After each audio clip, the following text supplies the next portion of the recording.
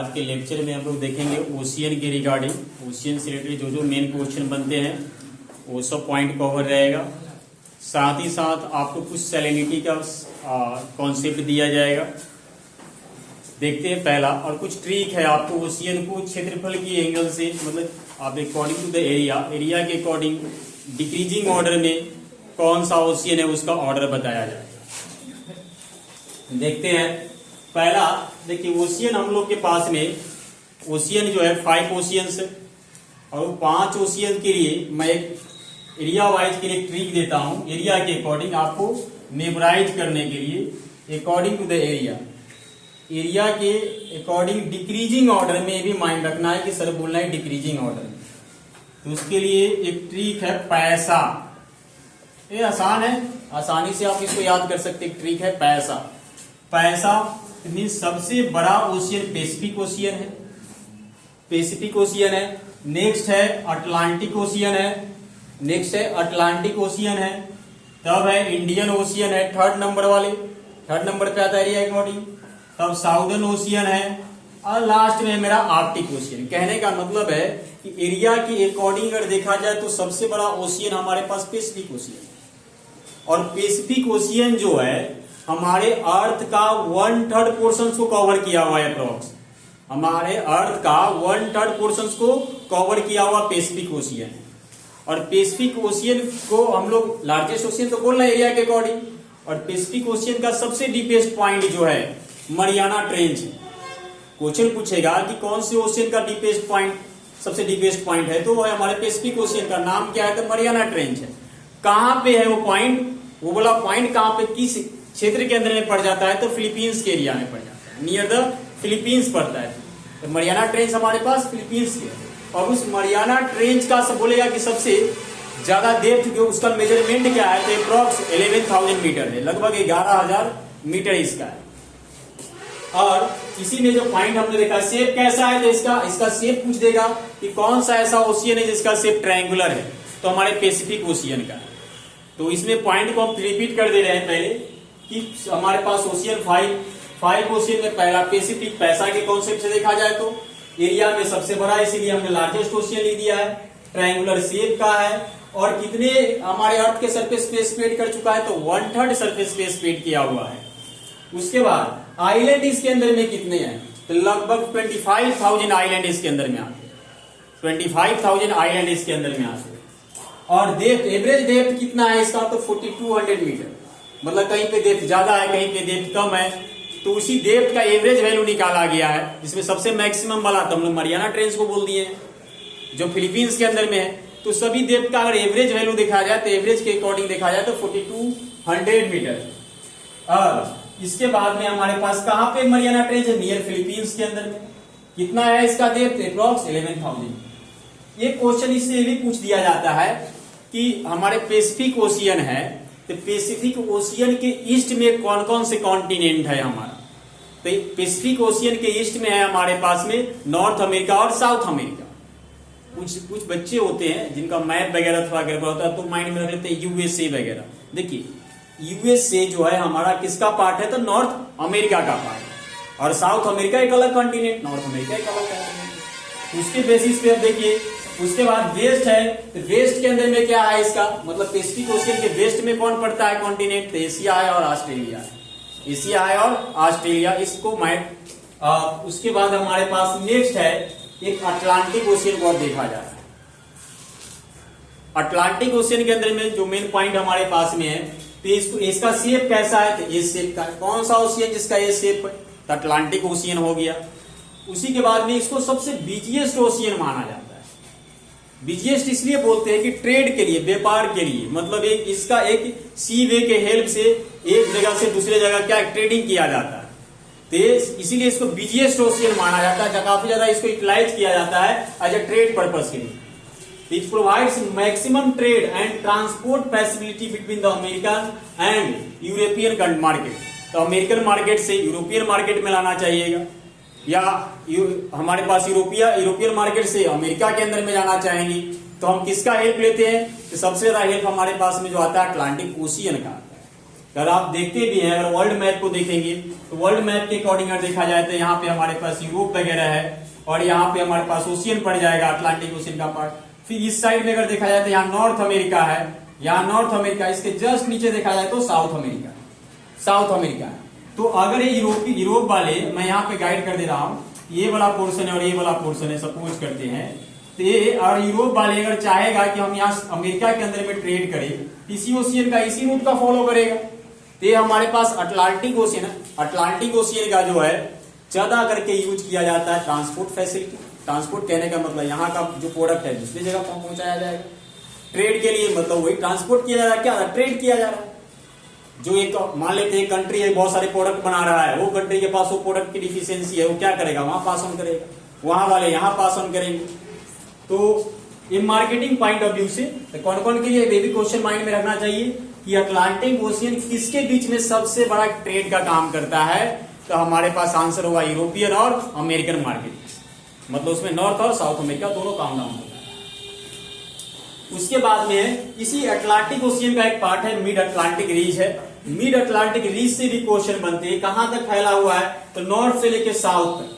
Atlantic ocean के north से south तक फैला हुआ कौन है, तो मिड अटलांटिक रीज फैला हुआ। ये भी माइंड में रखना है कि मिड अटलांटिक रीज किसका पार्ट है, तो मिड अटलांटिक रीज हमारे पास अटलांटिक ओशियन के नॉर्थ से लेके साउथ तक फैला हुआ है, स्प्रेड किया हुआ। अब ये मिड अटलांटिक रीज जो है, ये इस कंडीशन में पहले हम देखते हैं, पहले अटलांटिक को देख लेते हैं कि अटलांटिक ओशियन का दो पार्ट को देखते हैं, एक है नॉर्थ अटलांटिक ओशियन और एक साउथ अटलांटिक ओशियन। मैं दो पार्ट में बांट रहा हूं इस अटलांटिक ओशियन में, एक नॉर्थ में और एक साउथ अटलांटिक।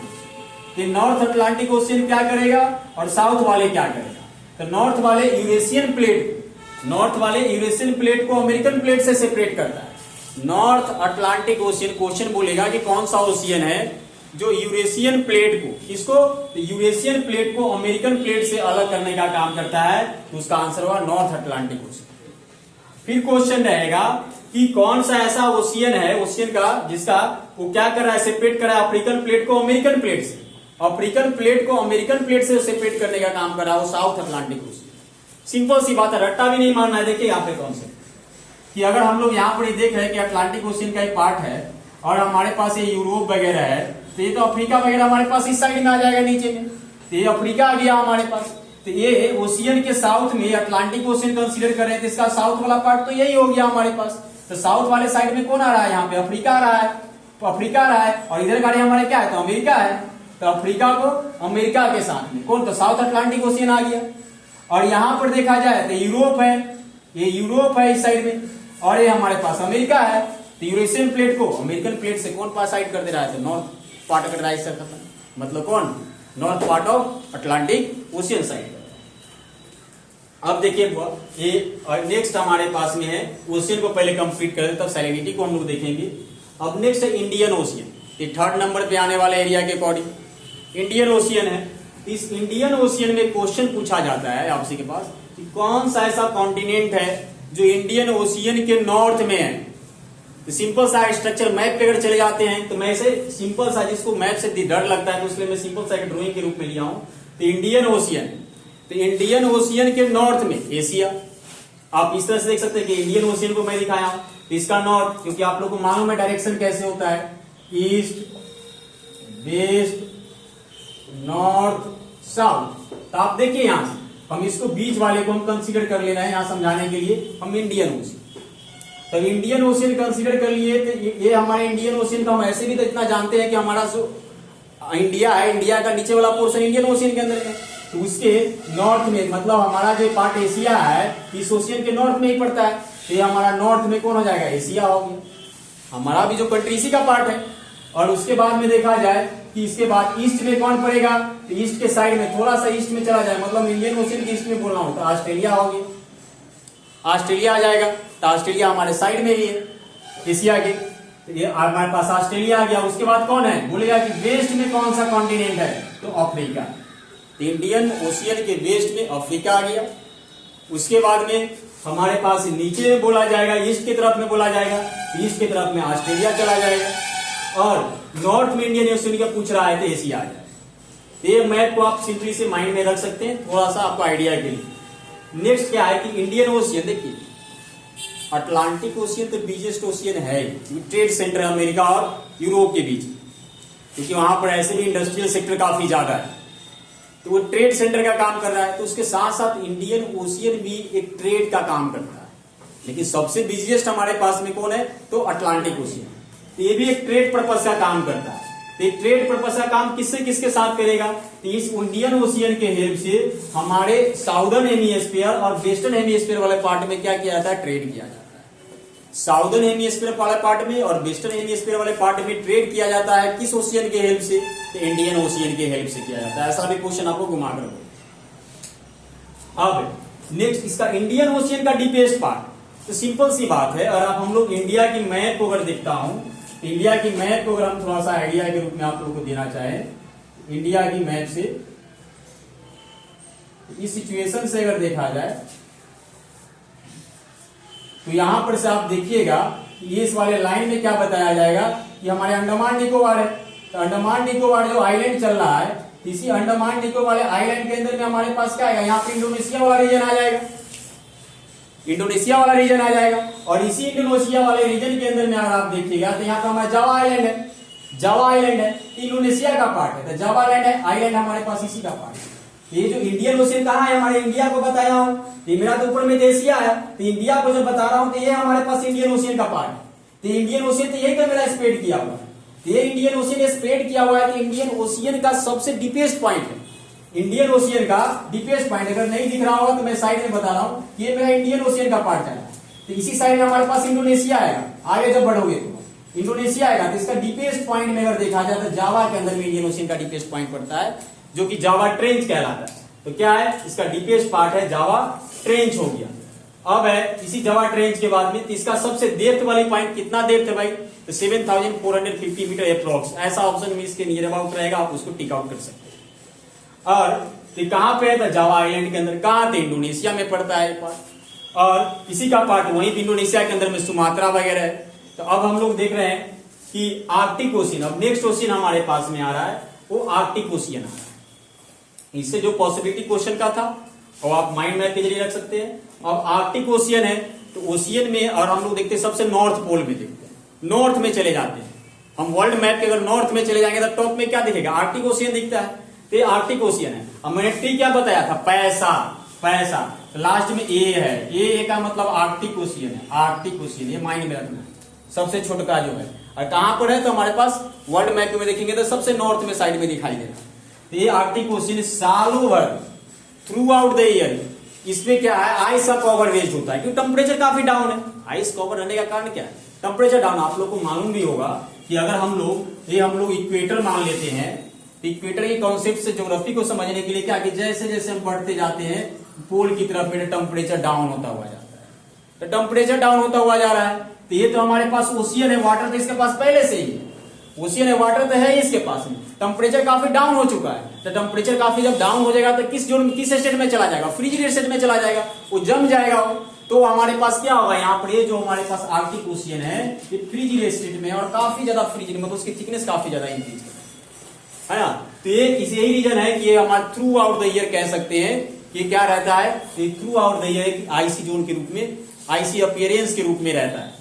अब कौन सा है, इसी के बेसिस पे, मतलब मैं क्या बोला कि इक्वेटर है, इक्वेटर से हम जैसे जैसे ऊपर की ओर जाए या नीचे की ओर के जाए, तो जैसे जैसे हम ऊपर जाएंगे टेम्परेचर डाउन होता है, टेम्परेचर डाउन होगा, जब टेम्परेचर डाउन होगा, अब टेम्परेचर डाउन हो चुका है, यहाँ ओशियन भी है, वाटर की प्रेजेंस है, तो काफी टेम्परेचर डाउन हो गया, लास्ट में क्या करेगा वाटर, वो फ्रीजिड जोन में कन्वर्ट होना शुरू कर देगा, मतलब आइस की थिकनेस बढ़ जाएगी, आइस की थिकनेस काफी ज्यादा देखने को मिलेगा। ये रीजन है कि हमारे pass through out the year ये आईसी अपीयरेंस के अंदर में आर्कटिक ओशियन आपका मिलेगा। ये आर्कटिक ओशियन पहला नंबर क्या, तो सबसे लास्ट में आया, तो स्मॉलेस्ट ओशियन है, एरिया के अकॉर्डिंग में बताया, तो स्मॉलेस्ट ओशियन है। क्वेश्चन पूछेगा कि सबसे छोटा ओशियन, तो हमारे पास आर्कटिक ओशियन क्या है, तो इसका नॉर्थ पोल वाला जो पार्ट के अंदर के नियर पड़ता है, और क्या थ्रू आउट द ईयर ये आईसी अपीयरेंस के अंदर।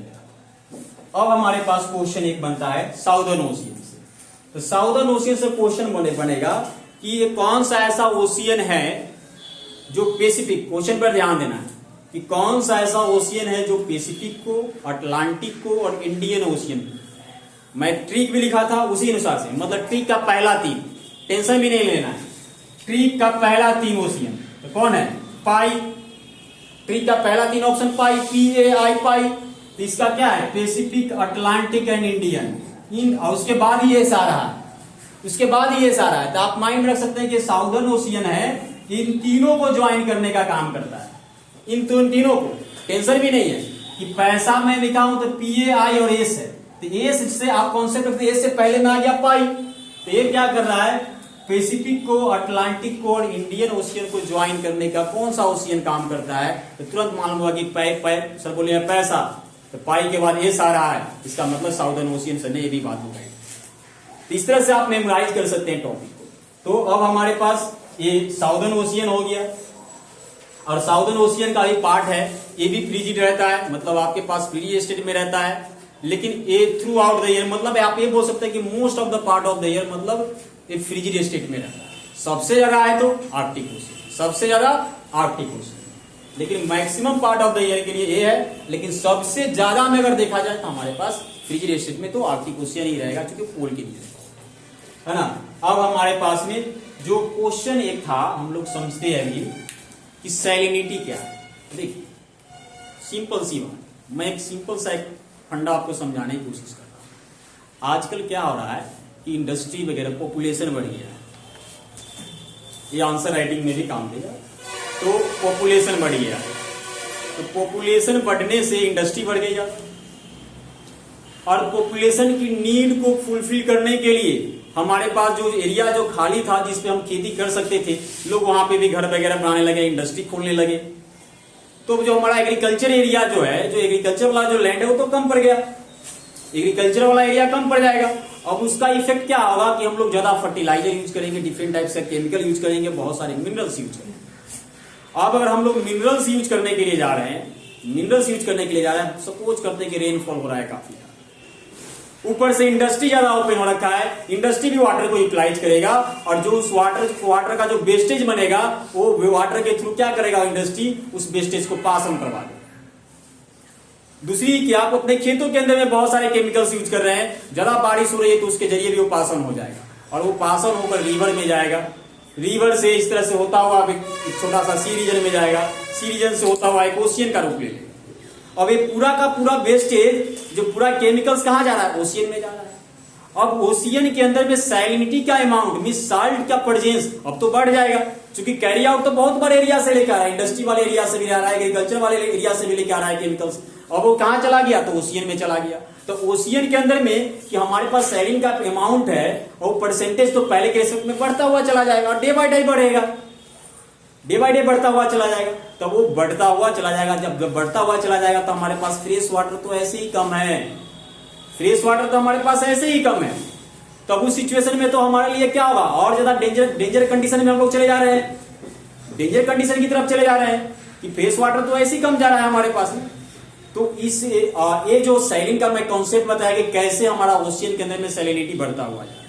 सबसे ज्यादा क्वेश्चन रहेगा, आपको ऑप्शन दे देगा एग्जाम में, बोलेगा कि सबसे ज्यादा सैलिन होने का कौन सा चांसेस रहता है, कुछ ऑप्शन दे देगा, और कुछ ऑप्शन दे देगा, दिमाग डायरेक्ट लेने आना है कहां पे, लैंड लॉक्ड एरिया। अब कहोगे सर कैसे हम दिमाग वहां पे ले जाएंगे, कि लैंड लॉक्ड एरिया का ऑप्शन दिया हुआ है तो वहां की तरफ कैसे भागेंगे। देखिए मैं इसके लिए आइडिया यहां पर दे रहा हूं, लैंड लॉक्ड एरिया के कहने का मतलब कोई सी मान लीजिए, यहां पे सी है, ये सी है और इसके चारों तरफ में एक लैंड है। ध्यान देना है कि लैंड के बीच में एक सी है।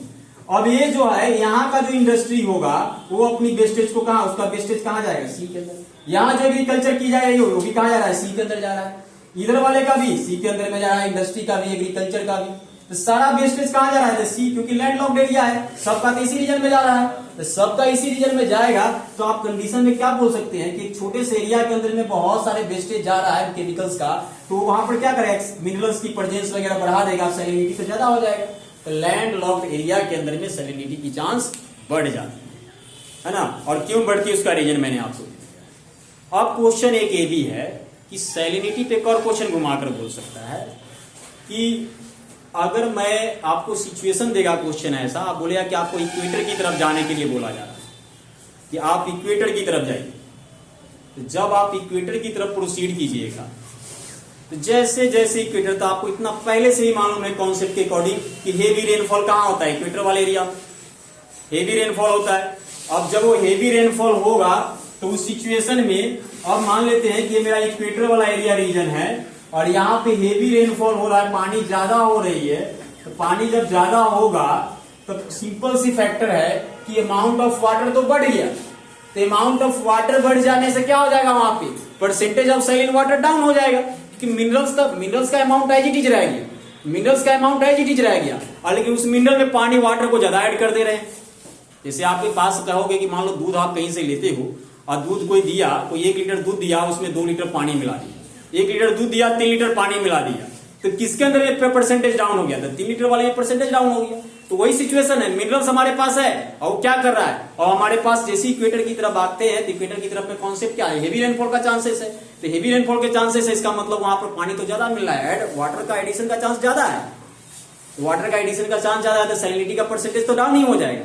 तो हम जब इक्वेटर की तरफ जाएंगे तो सैलिनिटी का परसेंटेज डाउन होता हुआ चला जाएगा। और इसी बेसिस पे है, तो अब हमारे पास जैसे कि अभी कुछ क्वेश्चन वगैरह राइज होगा कि सैलिनिटी अगर देखा जाए तो 1.5 C की बात चली आती है, 1.5 C की बात आता है।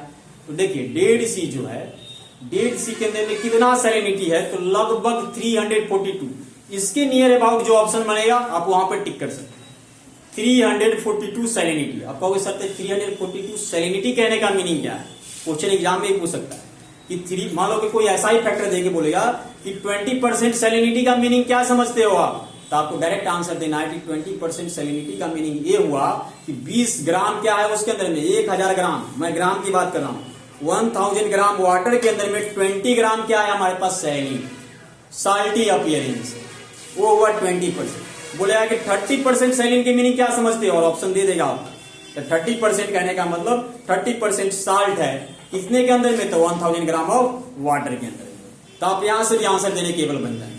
तो हमारा 1.5 C है, तो 1.5 C के पास में कितना हमारे पास सैलिनिटी का चांसेस है, तो कितना है हमारे पास कैलकुलेशन के बेसिस पे, तो 342 है, 342 मतलब 342 ग्राम आपको मिलेगा 1000 ग्राम वाटर के अंदर। तो अब इसी के बेसिस पे अगर हम देखा जाए तो अब हमारे पास परसेंटेज का चांस अगर आपको हटा देता है, तो यहां से क्या कर देंगे, 35 है, 342 है, चलिए बाल्टिक सी में 35 ग्राम है, बाल्टिक सी के अंदर में 35 ग्राम हो गया। लैंड लॉक एरिया का कॉन्सेप्ट मैंने बता दिया, और मैंने बोला कि इक्वेटर की तरफ जाएंगे तो कैसा। तो उम्मीद करता हूं कि आप लोग को ये लेक्चर समझ में आया होगा। अब नेक्स्ट वाले क्लास का हम लोग वेट करेंगे।